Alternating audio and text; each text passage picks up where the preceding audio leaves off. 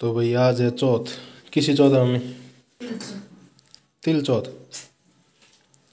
तिल चौथ की पूजा हो रही है। किरा वीडियो में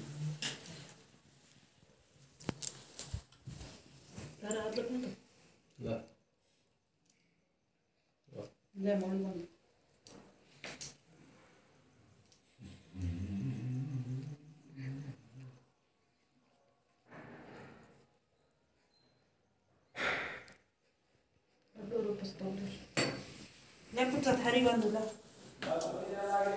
हाँ ये अब 10-15 मिनट लाग कहानी रोना पूरी रो दोन तो जोर लोग हैं पूरी कहानी रोना दोन तो जोर पूरी कहानी रुकते हैं।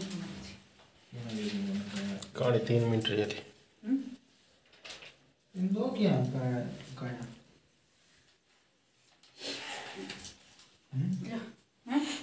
दो क्या दो कहानी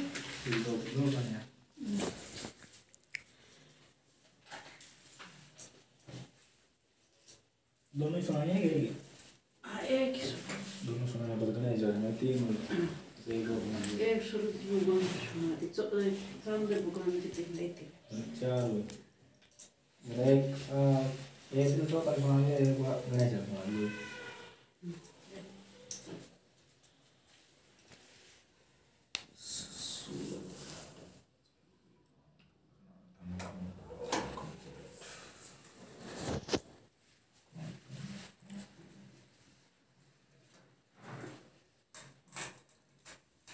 कौन बोला बोले ना वे आता जो मैं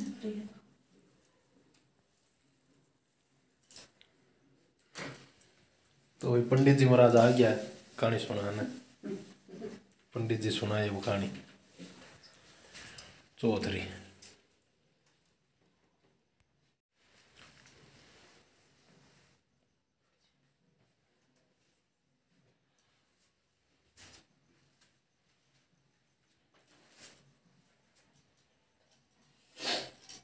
ला बुझा उतना कहानी सुनेंगे ला बुझा ले नहीं आगे अगरबत्ती से करो तो ला ये लो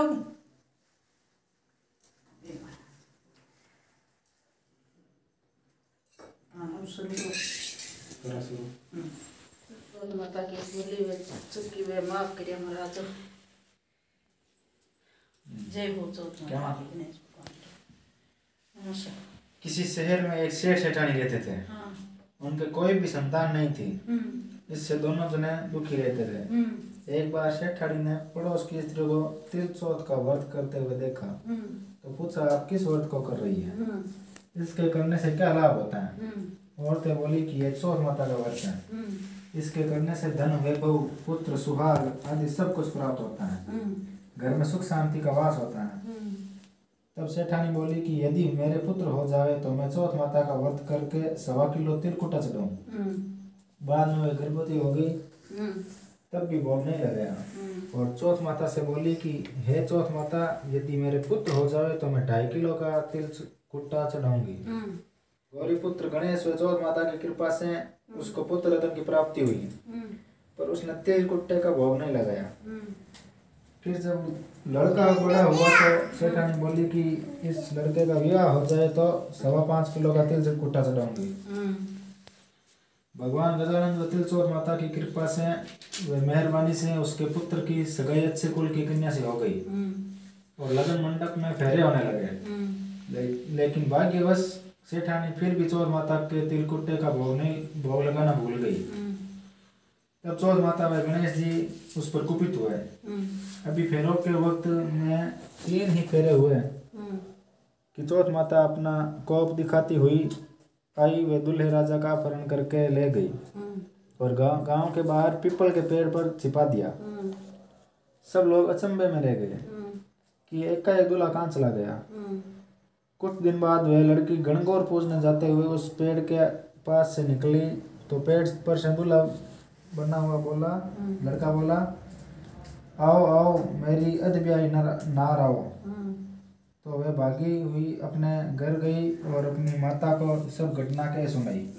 यह समाचार सुनते ही सभी परिवार जन वहाँ पहुँचे और देखा कि ये तो वही जमाई राजा हैं जिसने हमारी बिटिया से अध फेरे खाए थे और उसी स्वरूप में पीपल पर बैठे हैं।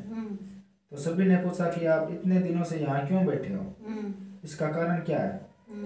जमाई राजा बोले, मैं तो यहाँ चौथ माता के गिरवी बैठा हूँ। मेरी माता से जाकर कहो कि वे मेरे जन्म से लेकर अभी तक के बोले हुए सारे तिलकुट्टे का भोग लगाकर और चौथ माता से प्रार्थना करके समय याचना करें जिससे मुझे छुटकारा मिले।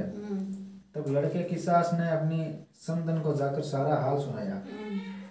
तब तो दोनों समधनों ने सवा सवा मन का तिलकुट्टा गणपति भगवान और चौथ माता को पूजन करके भोग अर्पण करके क्षमा याचना की। तो चौथ माता ने प्रसन्न होकर दूल्हे राजा को वहां से लाकर बैठा दिया। वहां वर वधू के साथ फेरे हुए और वर वधू सकुशल अपने घर के लिए विदा हुए। चौथ माता की कृपा से दोनों परिवार में खुशहाली छाई। एवं चौथ माता जैसा उस लड़के के साथ हुआ वैसा किसी के साथ न हो और कोई भी नर नारी भगवान के प्रसाद को चढ़ाना कभी ना भूले। गणेश भगवान और चौथ माता की जय हो। जय हो जय हो जय हो। अब गजानन भगवान जी तिलकुट्टो प्रसाद कटा है।